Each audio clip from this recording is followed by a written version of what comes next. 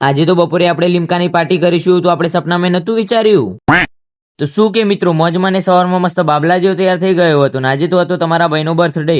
અને બર્થડે હતો એટલે ઘણા બધા આપણને હેપી બર્થડે ની વિશ કરતા હતા, તો એમને રિપ્લાય તો આપવો પડે ને યાર આપણે. તો બહાર આવીને જોયું તો આ શેનું મશીન આવ્યું તો આપણને ખબર નથી, પણ આ તો નેચે ઘઉં પડેલા જોયા એટલે ખબર પડી આ તો ઘઉં સાફ કરવાનું મશીન આપણે તો કોમ હેડો.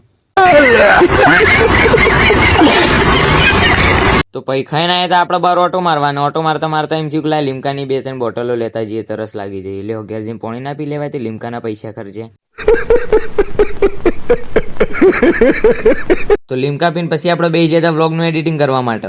પછી એડિટિંગ કરીને અને થોડી વાર આરામ કરીને પછી હજી આવી જતા આપણે ક્રિકેટ રમવા માટે ગ્રાઉન્ડમાં.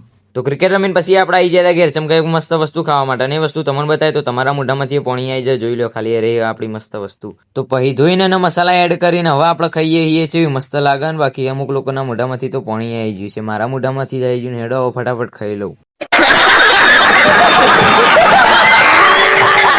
તો પછી આયા હતા આપણા ભાઈના ઘેર. ના ભાઈ આપણને ગેમની અંદર કોઈક વસ્તુ બતાવતા હતા. ચમકાઈવાનો ફોન આવી રહ્યો હતો, અંદર કોઈક હેકિંગ થઈ ગયું જોઈ લો ખાલી. અને હેકિંગ તો જો ચેવું થયું, પેલો બંદો ઠીઠ ચો અંદર જતો રહ્યો. લે બાર ચેવી રીતના લાવવો અને હવે મારો.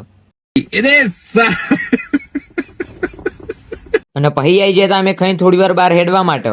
અને હેડવાનું કઈ ના ભાઈ અહીં સીધા હોય કણાઈને બેસી ગયા. डिप्रेशन, मैं डिप्रेशन में रहता हूँ हमेशा. अभी मैं डिप्रेशन में हूँ, माँ कसम. તો બસ આજના વ્લોગ માટે આટલું. કાલે મળીએ નવા વ્લોગમાં. હેડો તાણ.